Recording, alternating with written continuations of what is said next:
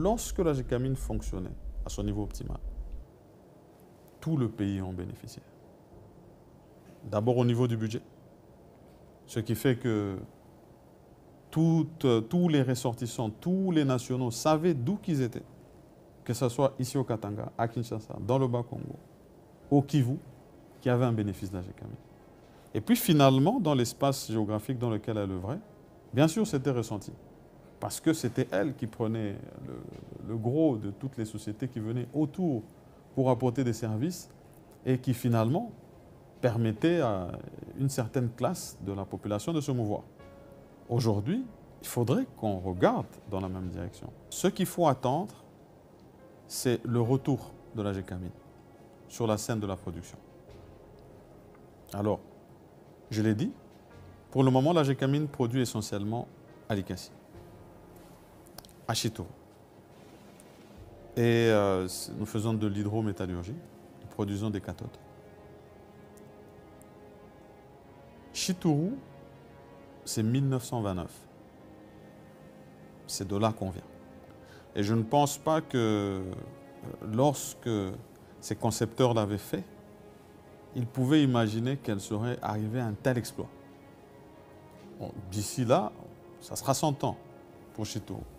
C'était certainement pas prévu. Et donc il faut saluer l'effort qui a été fait, saluer tous ces agents qui sont passés par là et qui permettent à la Gécamine de toujours être ce qu'elle est aujourd'hui. Mais ici, il faut se rendre compte qu'il faut passer à autre chose. Chittourou a servi. Aujourd'hui, nous devons aller vers des nouvelles entités. Des nouvelles entités adaptées au contexte minier dans lequel nous évoluons aujourd'hui. La Gécamine, lorsqu'on regarde comment est-ce qu'elle produisait dans des différents pôles et elle utilisait beaucoup de transferts de minerais. Et aujourd'hui, toutes les nouvelles sociétés minières que nous avons ont leurs entités de production à la mine. Donc, de ce point de vue-là, la Gécamine n'est plus compétitive parce qu'elle produit son cuivre, mais elle le produit à un coût élevé. Parce que c'est bien d'augmenter la production. Mais cette production, il faudrait qu'elle soit augmentée tant qualitativement, mais il faudrait aussi la faire à moindre coût, cette production. C'est ça la vision. Et donc, aujourd'hui, je me dis, on est dans une transition. Il faut ramener, bien sûr, la production de la Gécamine au niveau où nous pouvons soutenir nos charges, mais nous devons regarder vers l'avenir et se dire, nous devons nous adapter. Cette adaptation, c'est possible de la faire. Parce que nous avons encore certains actifs miniers où nous pouvons avoir ce nouvel type d'usine. Et c'est là que nous voulons aller, vers des usines 100% Gécamine, mais qui produisent aux normes et qui sont rentables.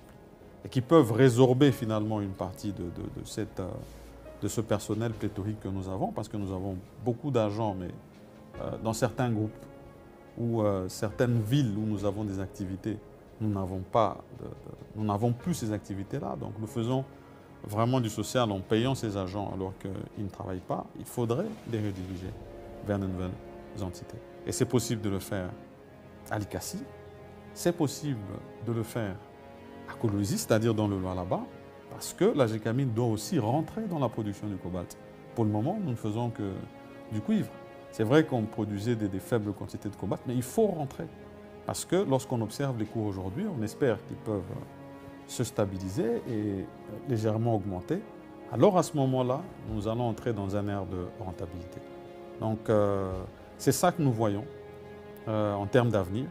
Mais c'est surtout aussi cette responsabilité sociétale dont j'ai parlé, où nous devons nous assurer finalement que nous faisons bénéficier aux populations qui sont dans les sites dans lesquels nous produisons d'accéder à des infrastructures de santé de qualité.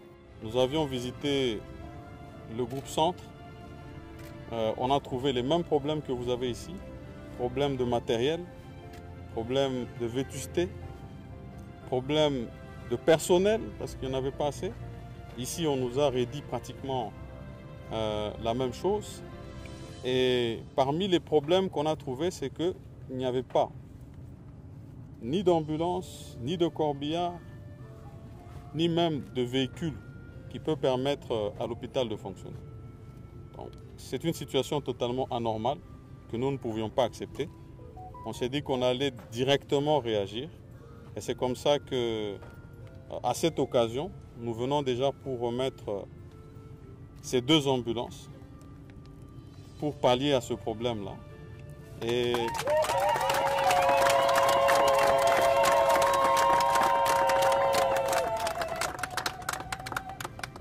c'est pour que tous nos groupes finalement soient dotés. Ici, nous allons laisser une. À Likassi, nous allons en envoyer une.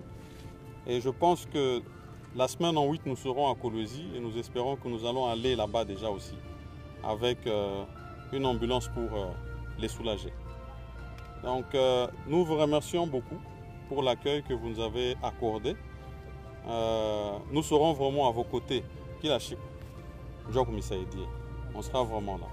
Surtout en cette période où nous vivons la pandémie du Covid-19 et où on doit s'assurer que nos propres agents doivent être protégés de cette pandémie-là parce qu'il en va de la production de la société.